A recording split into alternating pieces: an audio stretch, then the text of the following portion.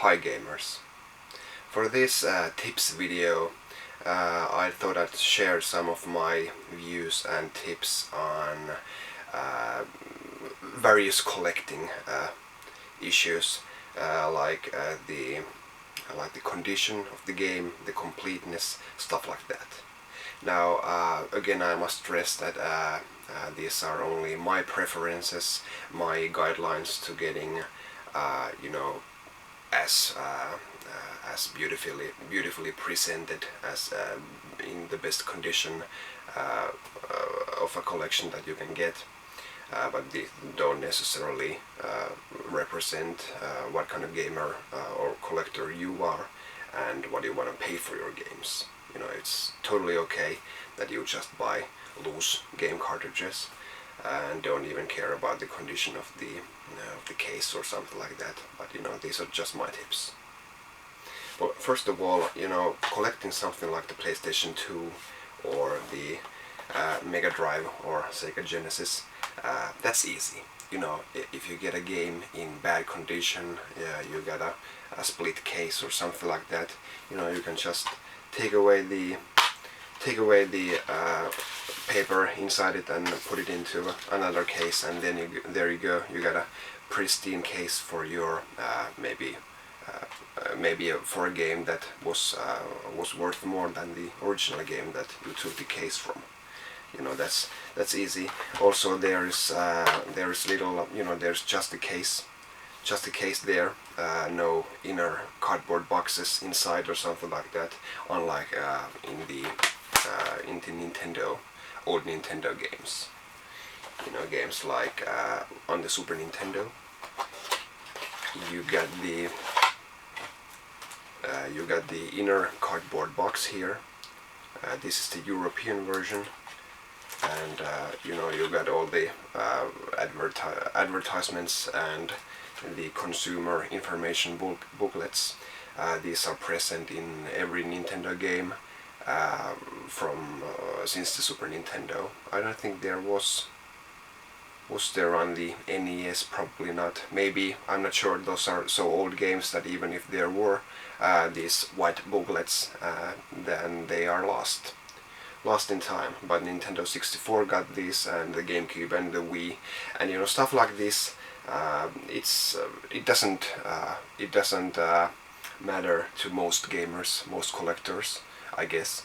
But you know, for the collector that does appreciate them, you should always hang on to these, because you might just get that much extra money for your games if you decide to sell them. Also, in the cartridges, old Nintendo games and many other cartridges as well came in these baggies. Again, there is nothing valuable about this, and most likely most people that bought a game threw this away. But I painstakingly got all of these Nintendo 64 games come with the appropriate inner cardboard box, come with the consumer information booklet, and come with a baggie. I actually got a hold of a seller in eBay, and I asked that for a fee, of course, that he would take aside these baggies for me, and now I got a perfect Nintendo 64 collection. Super Nintendo is a bit different. Again, you can see that the cardboard box here is slightly in a different shape. This is the European version of the F-Zero, and this is the American version of the Chrono Trigger. But actually, this is something that most European cartridges don't have. They have almost exactly the same tray as the American version has, but in Europe the hole in the middle is oval. You know, it's not round like here in the American version, but it is oval in shape.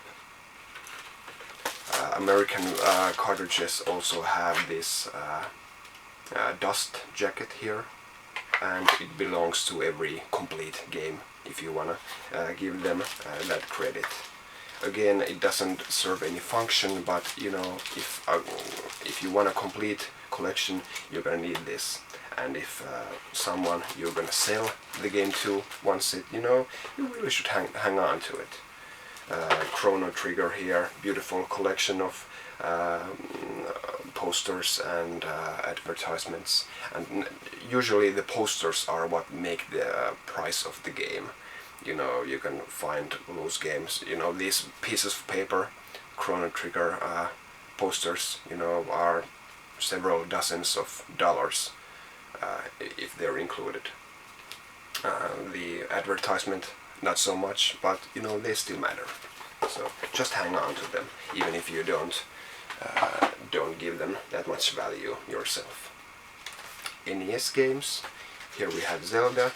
Again, the NES games did come with these baggies, plastic baggies, but they are really rare nowadays because more likely than not they were thrown out.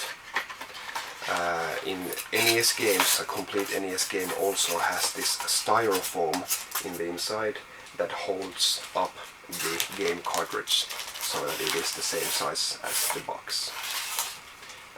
Whereas smaller NES games don't have the space for the cartridges.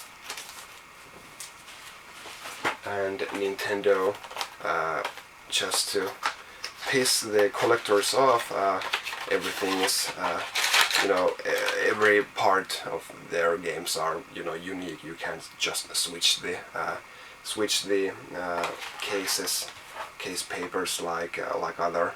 You know, you just got the cardboard box, and if it's squashed or ruined, then it is ruined.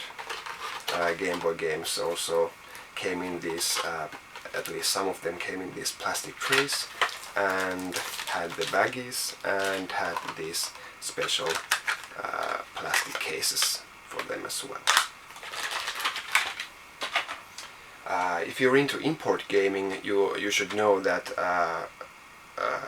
well, let's start here first from the European perspective. These are the European exclusive game cases for the PlayStation 1 and Dreamcast. They're slightly thicker and are unique in design as opposed to the basic jewel cases of you know, North American PlayStation 1 and Dreamcast game cases. But in the United States, the game cases were just these jewel cases, and there's nothing more to it. But in Japan, games like for the Dreamcast, Saturn and PlayStation 1 also came in these jewel cases, but in Japan there's this habit of putting a so-called spine card to every game that come in a CD case, and the spine card goes around the game's spine like this, not showing the black casing here, and you know, it's inside the plastic wrapper here. And you know, again, this piece of cardboard just might you know, depends on the game, but it might be a $100 bill as far as collectors are concerned. And you know, Radiant Silver Gun is much more valuable with the spine card. Not $100, but you know, several dozens of dollars at least. And also you have to know what you're buying, because well, here is Eco, and it should come with these two special postcards, at least here in Europe. Not sure about the United States. And you know, if you're missing these, the game is not complete. So you have to really do some groundwork, some research to know that what you're buying is the whole deal, if that sort of thing floats your boat. One note about the condition of games. I personally, whenever I get a new game, I really put some effort to it, that I have done everything that I can to make them look the most presentable they can be. For example, I remove each and every price tag and smudge there is on the case. There is some nice cleaning products for those, and just makes the whole collection look that much better. You know, just remove all those price tags. It might be a chore, but you know, it's worth it.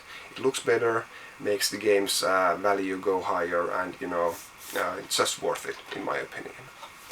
Get the right cleaning products for those.